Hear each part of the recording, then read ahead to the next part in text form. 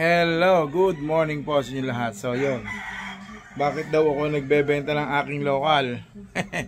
So ganyan talaga yung mga sumusubaybay sa atin. Yung iba mausisa, yung iba pag nagbenta kung ano-ano yung iniisip. So ito po, sobrang dami nating isasalang para sa local banded natin. O yan. So itong nasa loob ng chiller ay 15 tray. So ang salang nito ay sa 20 pa. So isipin nyo, 15 tray nasa chiller. Tapos ito yung harvest kahapon. So sa isang araw, kahapon tsaka no isang araw. So yan. So 15 1, 2 15. Pagpalagay mo ng 5 tray ito o 20 tray, so 600. So meron pa akong 6 days to go para makapag-collect ng itlog. So sa isang araw ay kumukolekta ng 60. So sobrang dami sa isang local natin.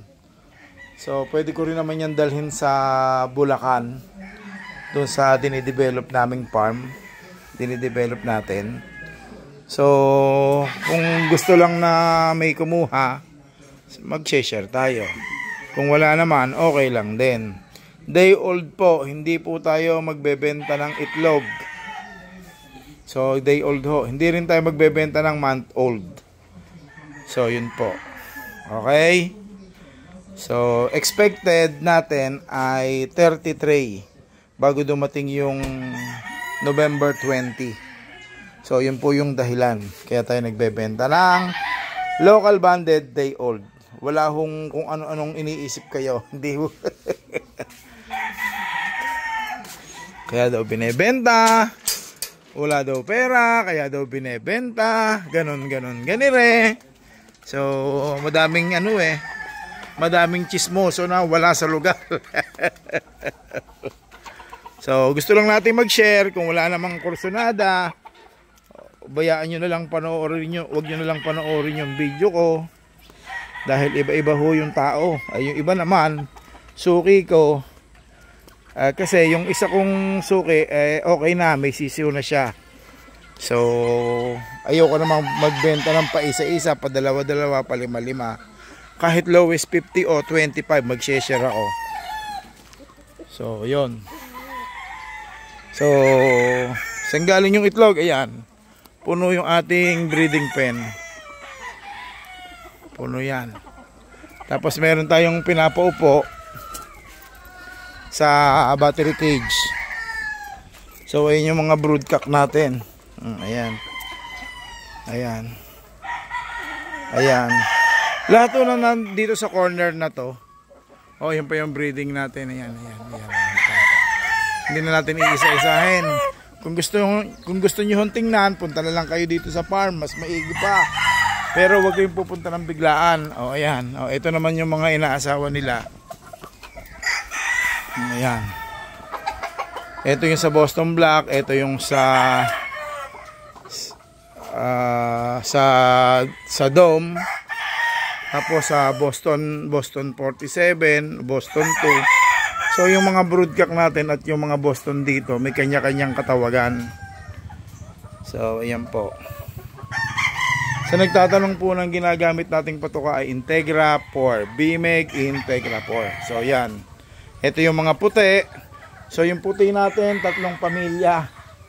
So kaya pag may nag-order sa atin ng 3 yung puti, napapagbigyan natin na purong puti. Pero pag may kumukuha ng gusto nila magkapatid, pero pinaghihiwalay naman nila. So ganun naman po. Ito naman yung mga abuhin. Tapos yung abonayon nandun sa dulo.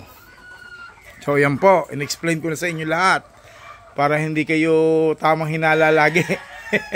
So ang dami ho niyang pulit na yan, pulit at bulhen.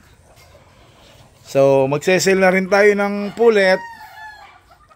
Tawag lang kayo sa number ko 0936-910-7644. At yan po yung ating mga breeder.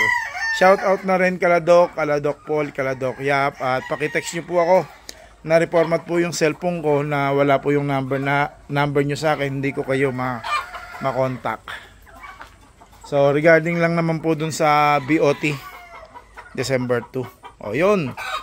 O ayun yung broodcock natin na na bulik. So andiyan yung mga, meron tayong dalawa dito na Jenkins, tapos kalimitan 5K line Golden Boy, tsaka ilang 20K line ni Kuya Martin, tsaka yung lahat ng Boston dito kay Kuya Martin. So yun lamang, yung iba sarili conversion, yung Abuen, yung Abunayon, yung Boston Black. So yun lang naman po ang bloodline dito. Meron din ako ditong yellow-legged hatch, galing din kay Kuya Mart. Nasaan ba yung yellow-legged yun? Ito ba? Oh, ayan.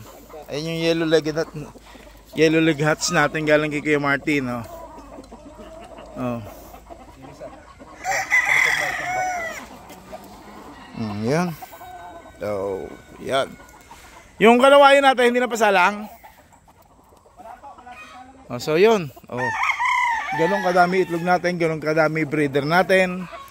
At meron tayong pupunuing farm sa Bulacan. Let's see. Yung gustong sumier sa local, pwede naman po.